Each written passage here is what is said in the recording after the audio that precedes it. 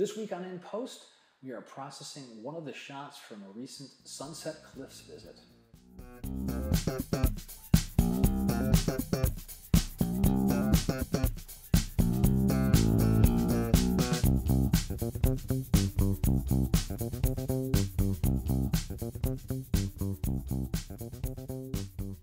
Hi everyone, my name is Scott Davenport and welcome back to another week of In Post. And this week I'm showing you the processing of a shot from a Sunset Cliffs visit. If you saw the In the Field episode, this was a separate visit from the one that I had met up with a couple of other photographers. I went down at sunrise, had the place to myself, and really focused more on intimate subjects, not the grand expanse of the ocean. So let's just hop right over to the computer and bring up one of these images and go through the processing steps. So here are a few of the shots that I came away with from Sunset Cliffs that morning. Show these on a big screen. Just really focusing on focusing on form and shape, not so much color. And these all came out really quite nice. I think this last one is probably the one I'm least happy with. I couldn't quite get those leading lines the way I wanted them to work out. And you can see I didn't even bother finishing it off. I still left the curve of the lens in there. But today I thought we would process this one, and I'll show you the little touch-ups that went into this one, not a whole lot. So I'm going to take this from Aperture and send it over to the photo suite, and I'll see you on the other side.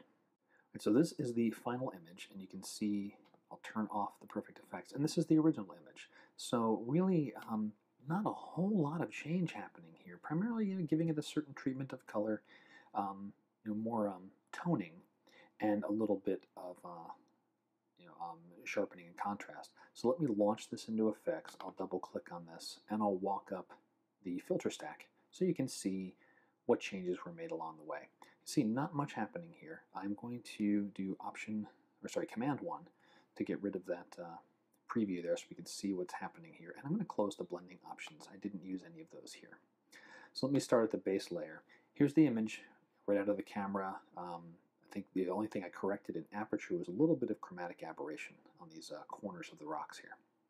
So first was a tone enhancer, and started with Auto, and Auto did a pretty good job.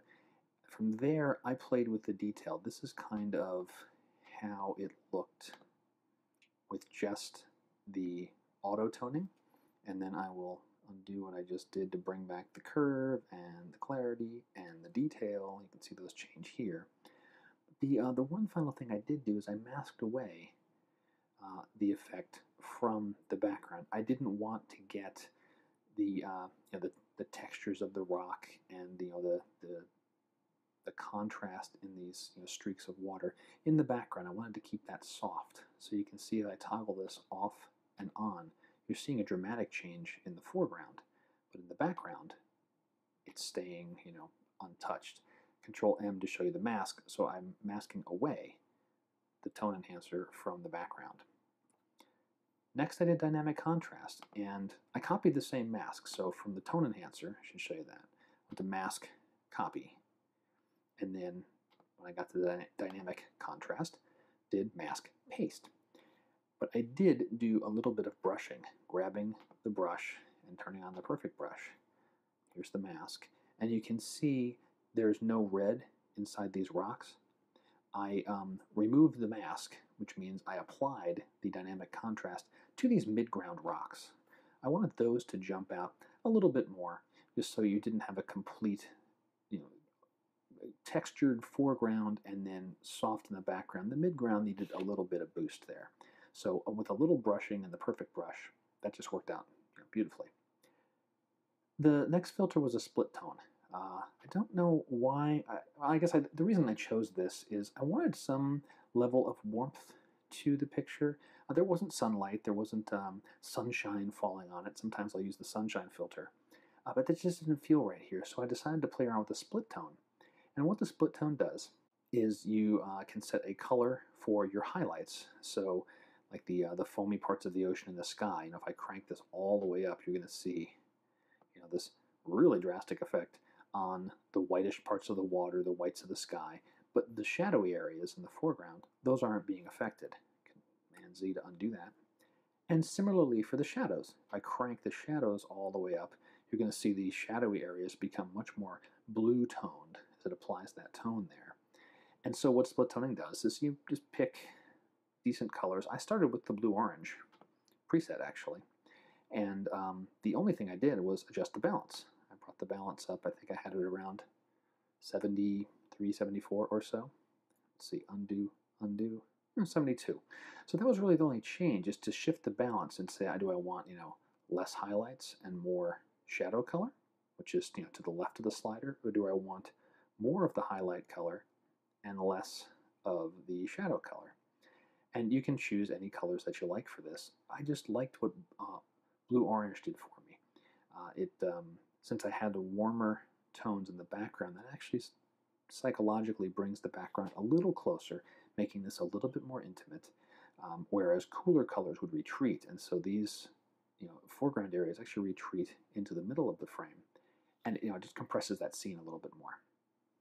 Next up was sharpening, and if you look at this mask, it is identical to dynamic contrast. So I just did a copy-paste of the mask and started with fixed focus and just played around with the amounts until I felt it looked good.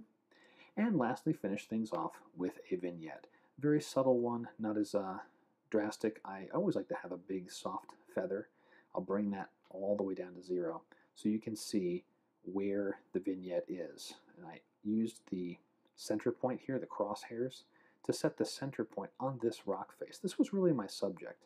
And the swirling water moving around it, I wanted that to be bright, not vignetted. And then everything else just slowly fade in. So as once I'd set the center point, I played with the size to get the just this area to be unvignetted, and then crank the filter up so it's a nice gentle fade. So all put together, here's before, and here's after. So see, the processing on this was really subtle. It was a lot more about choosing the right shot to work with, and thankfully the patience that I had while I was shooting helped out.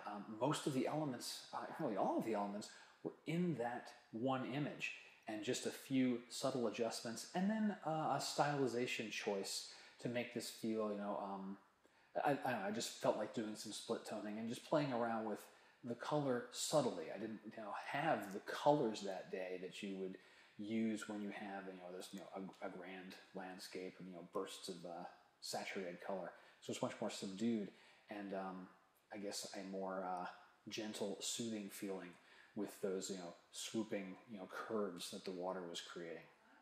I hope to hear from you on social media. Share this with a friend. Tell me what you like, what you want to know more about, and I will see you again in another episode very soon. Bye.